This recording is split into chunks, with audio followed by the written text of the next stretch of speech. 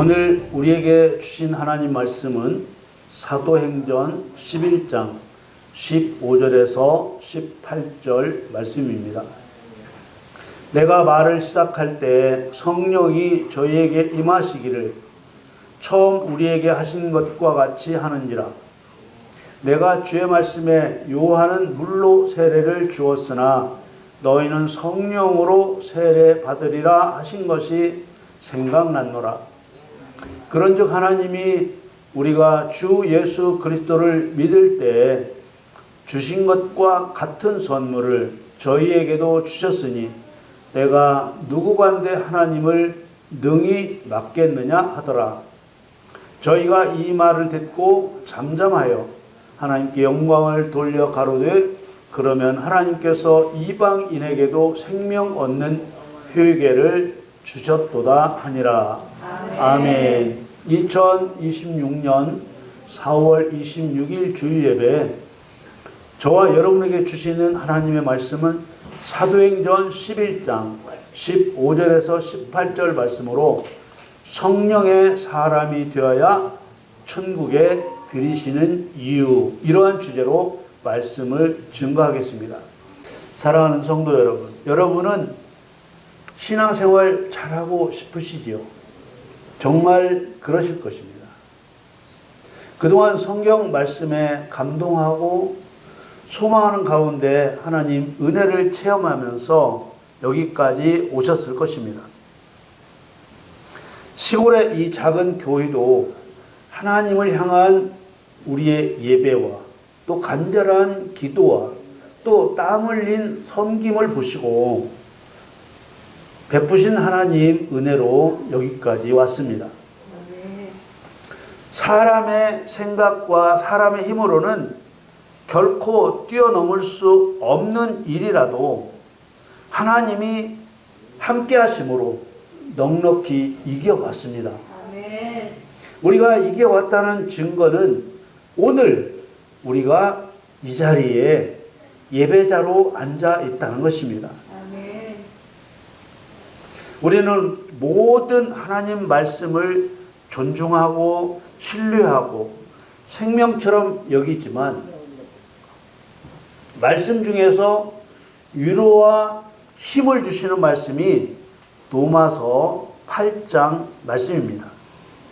이 로마서 8장 끝자락에 나오는 말씀의 핵심은 믿는 사람에게 아무 일도 일어나지 않는다는 것이 아니라 믿는 자를 해치려는 어떠한 공격도 넉넉히 이긴다는 것이고 어떤 권세로도 믿는 자를 하나님의 사랑에서 끊을 수 없다는 것입니다.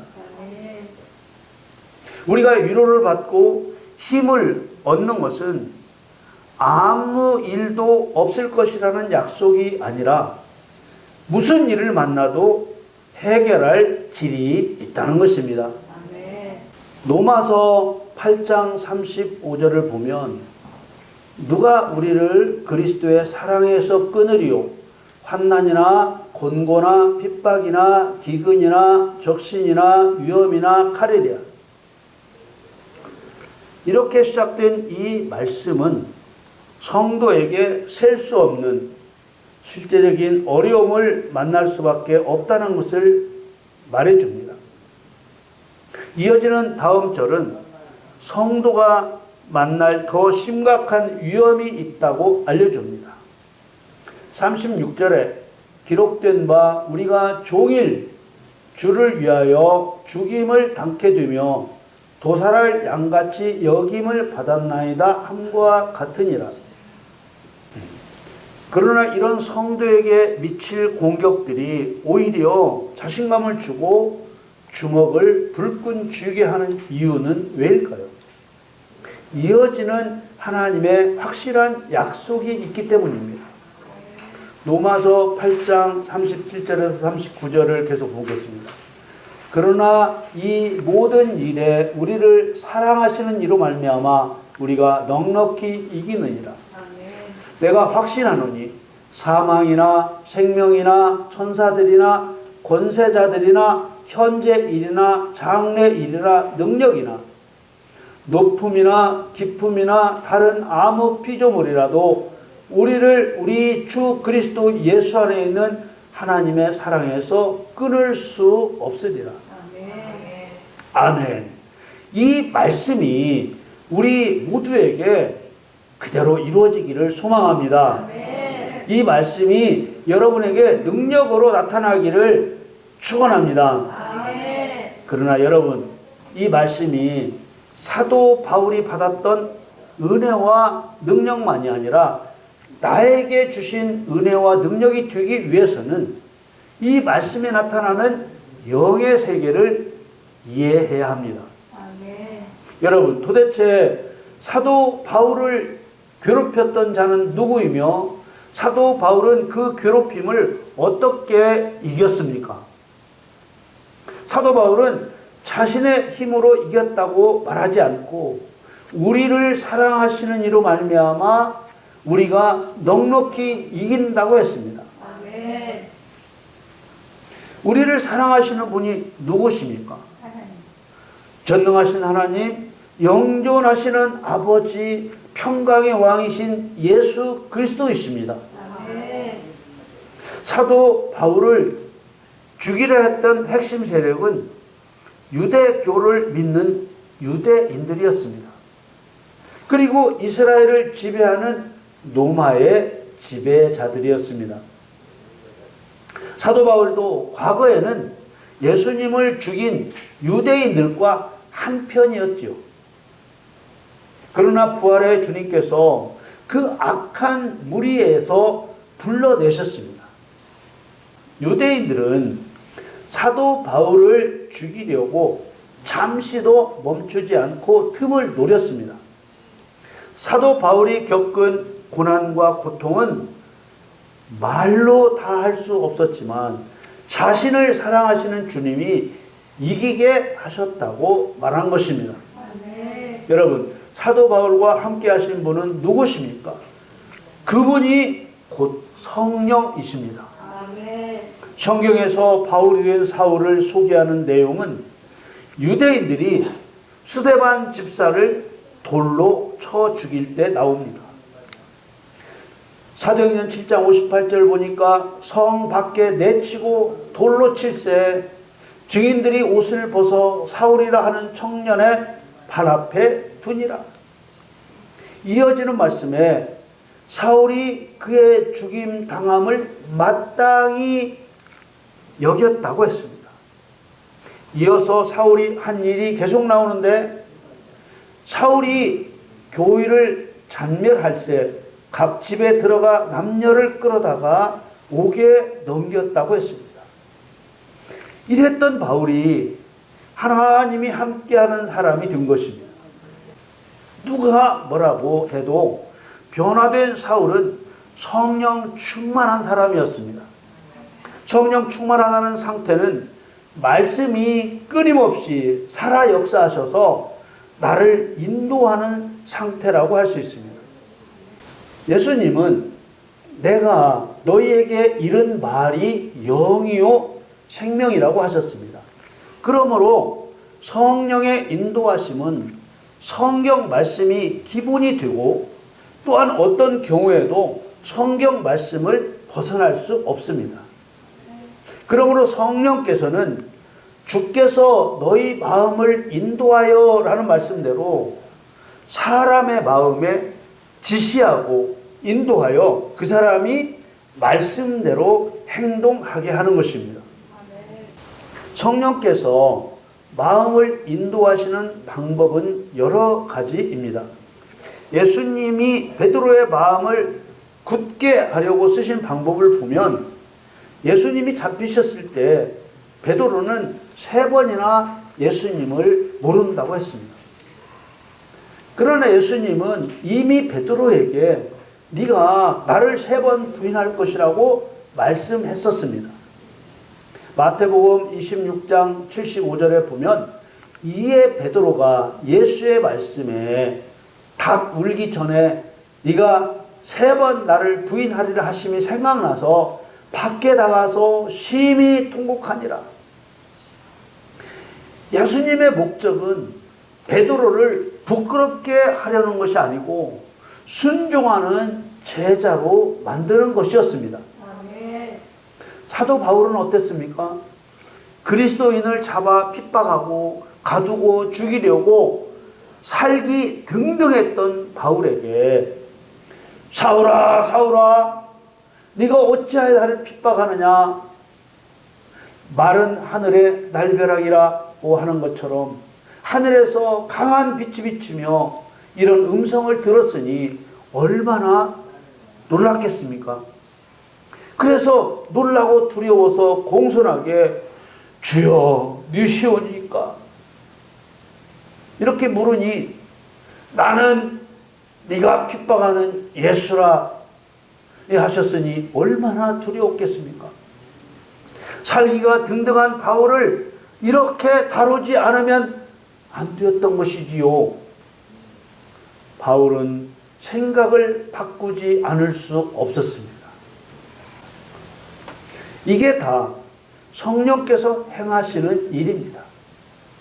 성령께서 행하시는 모든 일은 사람의 마음을 바꾸고 바뀐 마음으로 하나님 말씀을 따르게 하려고 역사하시는 것입니다. 하나님은 그리스도께 속한 사람이 되게 하시려고 2번 거듭나게 하십니다. 한 번은 물로 거듭나는 것이고 2번째는 성령으로 거듭나는 것입니다. 물로 거듭난다는 말은 죄를 씻음 받는다는 뜻으로 물 세례라 했고 죄를 용서받는 것이라고 했고 구원을 받는 것이라고 했습니다.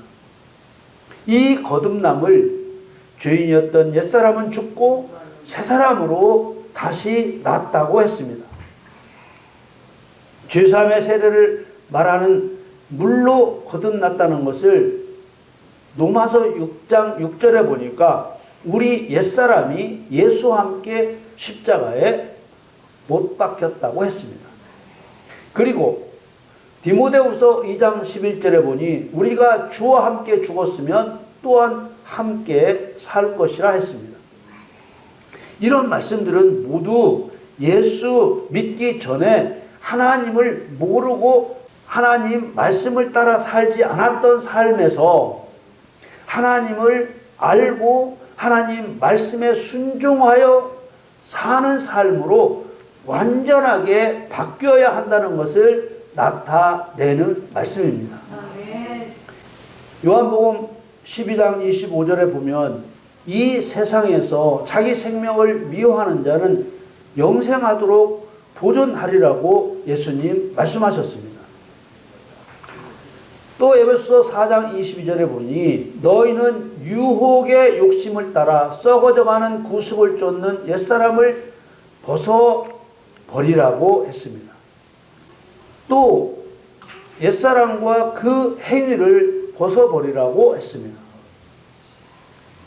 이런 말씀을 보면 하나님께서 그 사람을 어떻게 변화시켜 천국으로 데려가시려는 것인지 이해할 수 있습니다. 그런데 마귀는 끊임없이 구원받은 성도가 다시 죄를 범하여 옛사람이 되게 하려고 합니다. 마귀는 잠시도 쉬지 않고 구원받은 성도의 생각을 건드려서 하나님을 두려워하지 않게 합니다. 하나님을 두려워하지 않으면 죄를 이길 수 없습니다. 사람이 하나님의 도움 없이는 죄를 이길 수 없고 마귀를 이길 수 없습니다. 그러나 반대로 하나님의 도움을 받으면 죄를 못 이길 수 없고 마귀를 못 이길 수 없습니다. 그러면 어떤 사람이 하나님 도움을 받아 죄와 마귀를 이기는 사람이 될까요? 여기서 헷갈리면 안 되는 것은 하나님께서는 구원받은 모든 사람에게 도움을 주시지만 죄를 이기고 마귀를 이길 도움은 성령을 받지 않으면 받을 수 없다는 것입니다. 왜냐하면 영의 일은 성령의 도움 없이는 알 수도 없고 행할 수도 없기 때문입니다. 하나님이 우리를 육의 사람으로 창조하셨기에 성령의 사람이 되게 한 다음 성령이 가르쳐 주셔야만 죄는 무엇이고 의는 무엇이고 심판은 무엇인지 알 수 있는 것입니다. 구원을 받았다고 영의 사람이 된 것이 아니고 성령을 받아야 그리스도께 속한 성령의 사람이 되는 것입니다. 베드로 사도가 로마 군대의 백부장 고넬료의 집에 갔다가 예루살렘으로 돌아갔을 때 베드로가 고넬료의 집에서 했던 일을 들었던 할례받고 예수 믿게 된 사람들이 베드로가 법을 어기고 할례받지 않은 이방인의 집에 들어가 함께 먹었다고 비난했습니다. 그때 베드로가 설명한 내용이 사도행전 11장입니다. 그중 일부가 오늘 본문인 15절에서 18절 말씀입니다. 베드로의 말은 복음을 전하자 성령이 그들에게 임하셨다는 것입니다. 그걸 보고 너희는 성령으로 세례 받으리라 하신 말씀이 생각났다는 것입니다. 성령 세례는 주님이 주시는 것인데 베드로 자기가 뭔데 하나님이 하시는 일을 막을 수 있었겠냐고 설명한 것입니다. 베드로의 설명을 들은 예루살렘 성도들은 사도행전 11장 18절에 보니까 저희가 이 말을 듣고 잠잠하여 하나님께 영광을 돌려 가로되 그러면 하나님께서 이방인에게도 생명 얻는 회개를 주셨도다 라고 했습니다. 하나님은 왜 성령을 부어주실까요? 답은 간단합니다. 그리스도의 사람이 되게 하기 위해서입니다. 왜 그리스도의 사람이 되게 하시려는 것입니까? 그리스도처럼 영의 일을 하게 하시려는 것입니다. 왜 영의 일을 하게 하시려는 것입니까? 마귀 때려잡는 일과 죄인 살려내는 영의 일을 통해서만 하나님의 권능을 경험할 수 있기 때문입니다.